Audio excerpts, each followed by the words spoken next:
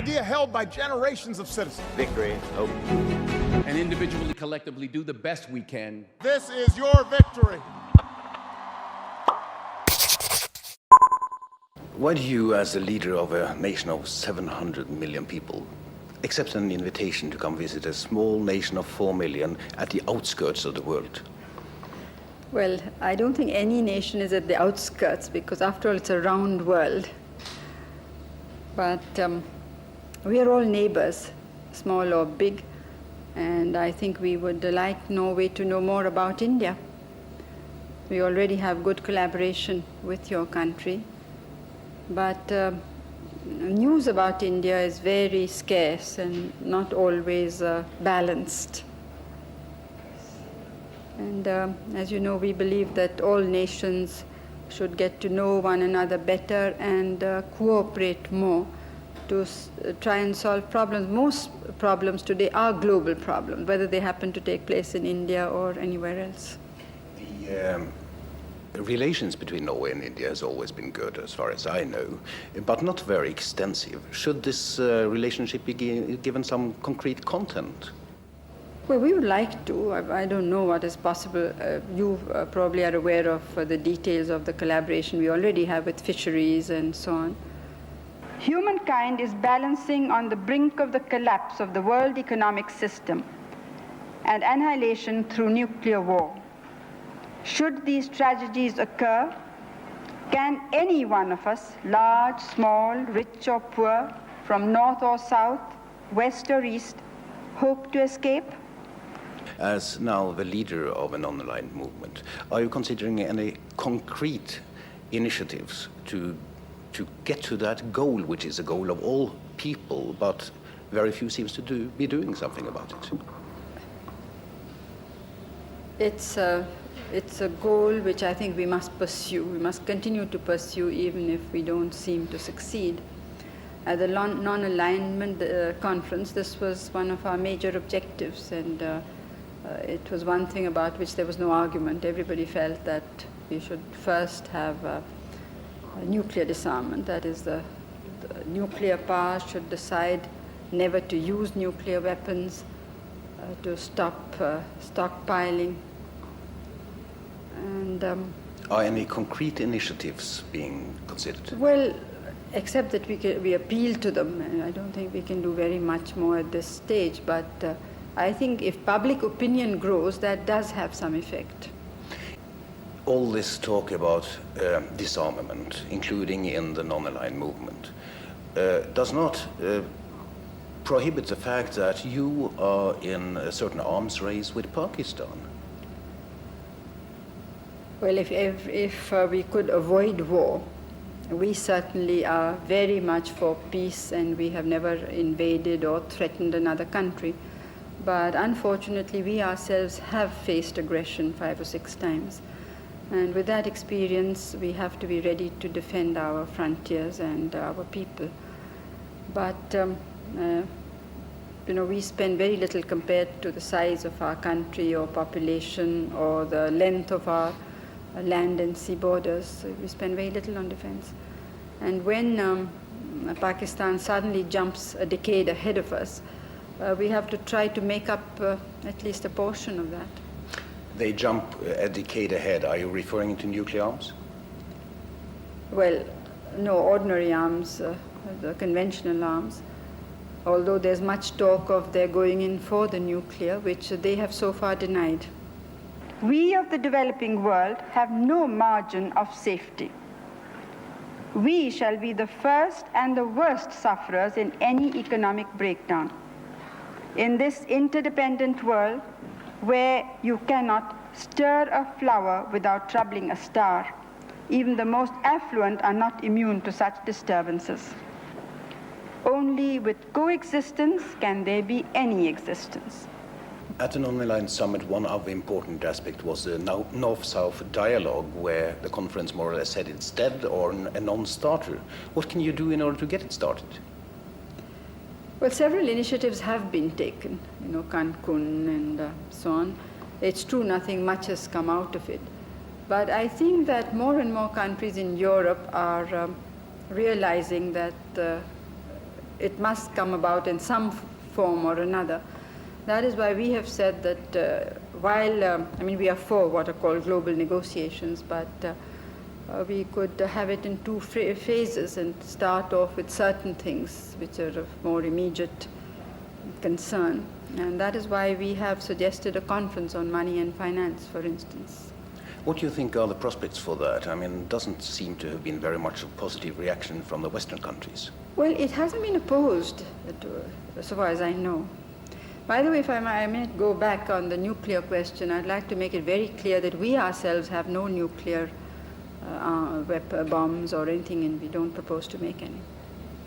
Now, I'd like to keep to this north-south thing a little bit, because what means do the Third World really have at its disposal to force the industrialist countries into doing something, into entering the dialogue?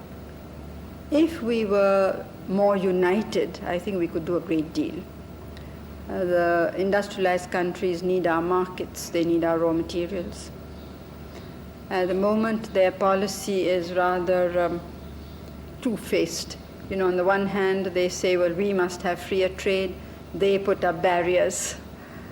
And now, if our people don't have purchasing power, then where will most of these countries sell the goods they want to make? But why should the industrialized countries enter a dialogue at the present moment? It seems they are only losing by entering this dialogue. No, I think they're losing if they don't enter into the dialogue, because as I said, that economies are linked if you look into the future, not just the immediate. But even immediately, there's hardly a country which doesn't have an economic crisis. Now, how are they going to solve it? It's obvious that the present economic system or the institutions that were built up to solve problems have proved to be quite inadequate. So something new has to be thought of. You have proposed that as many as possible of world leaders should participate in the UN General Assembly this September. What would the purpose be of such a gigantic summit? Well, perhaps it was a bit idealistic, but the real purpose was that if you really got together, generates an atmosphere, and when people are feeling depressed all over the world, it generates hope. And also by talking about one another's problems and possible solutions, sometimes you can hit upon something which will be can be agreed to by most people. Have you had any indications at all of replies to this proposal? Well, very vague so far. We regard non-interference and non-intervention as basic laws of international behavior. Yet different types of interventions, open or covert, do take place in Asia, in Africa, in Latin America. They are all intolerable and unacceptable. Interference leads to intervention, and one intervention often attracts another. No single power or group of powers has the justification or moral authority to so interfere or intervene. But you cannot condemn one instance but condone another. At the non-aligned summit, you got a mandate to follow up the Iran-Iraq war. Have you considered anything concrete?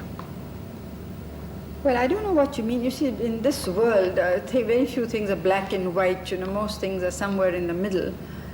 We're in touch with both the governments. I can't say that anything very much has emerged. One non-aligned country that have seen an intervention is, of course, Afghanistan, and many people in the West find your position ambiguous. Would you like to explain this position? I think our position is quite clear. We are opposed to interference of any kind, and especially by troops. But we find that such intervention has been taking place in Africa, in Asia, in Latin America. It still is taking place. And very little is said about these. We know that governments have been removed and puppet governments have been put up and so on and so forth. So it seemed to us that just to pick on one country was not realistic. also that the manner in which it was done, I think, aggravated the situation instead of helping it. Because I've no doubt that with this world hue and cry, the Soviet Union would feel threatened and surrounded and therefore want to dig in their toes even more.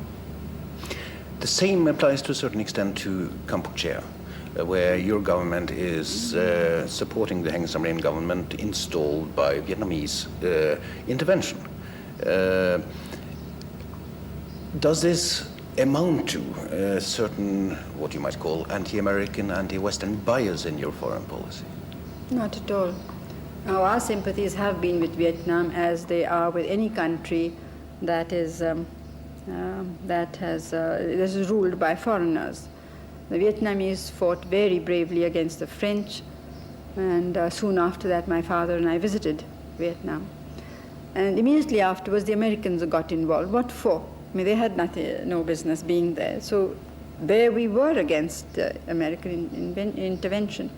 Now, what did they and the ASEAN countries and countries like Australia, New Zealand say at that time?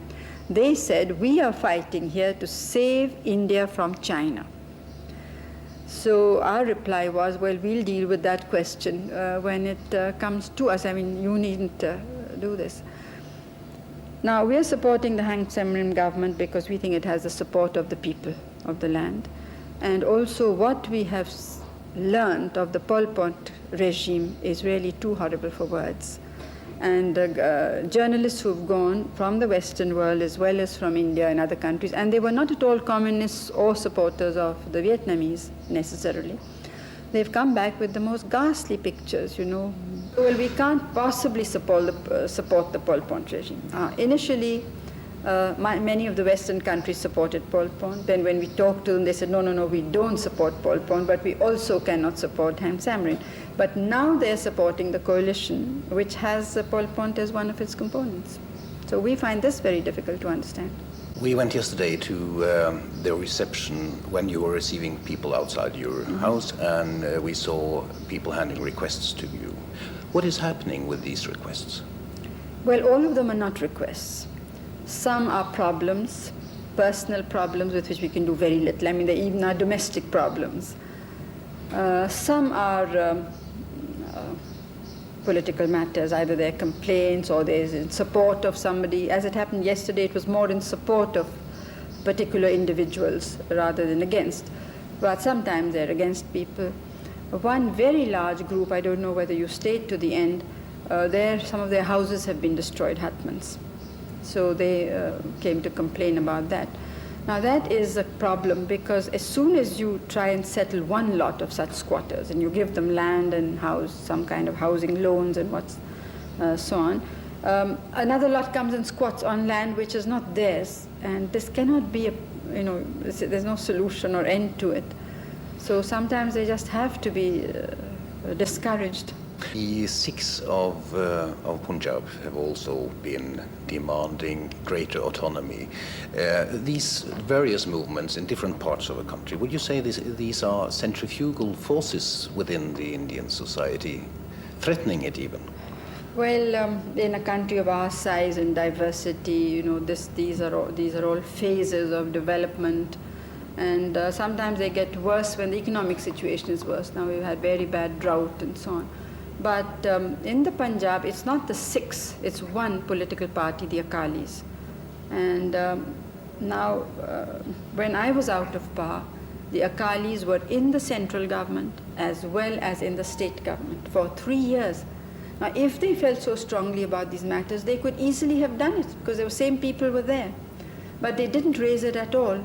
And now it's only when we have come in. And that is what I think it's a big indication that it is more a political movement than for demands. And they just don't want my party to win the elections. You have placed a heavy responsibility on me. In a world of power blocks, I belong to the non-aligned. In a world dominated by the affluent, I belong to a poor and developing country. In a world dominated by men, I happen to be a woman. Now, in what ways do you feel this has influenced your position and your work? I don't think it has, but I was just pointing out that most people look at things from a particular angle. And because society is man-dominated, they look at it from that angle and not as a whole. You know, in Indian tradition, I'm not saying that the people look at at problems in that way, but the Indian tradition is to see things in the round. As you know, there's a concept of that a whole human being is half and half. Do you feel that in your position as Prime Minister of India, you've been able to do something special to improve the rights of women in your society? Well, I've tried, and by being a woman myself, this has encouraged women. I can't say that anything has been done very positively. I mean, we passed laws for them which help them, but large numbers of women are not conscious of their rights. And even when they are,